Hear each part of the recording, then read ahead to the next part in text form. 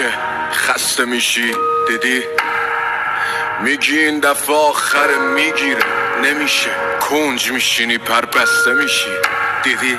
ترحم میکنن قصه نخور پسر میریزی به هم مثل شیر تو قفس پر بسته میشی دیدی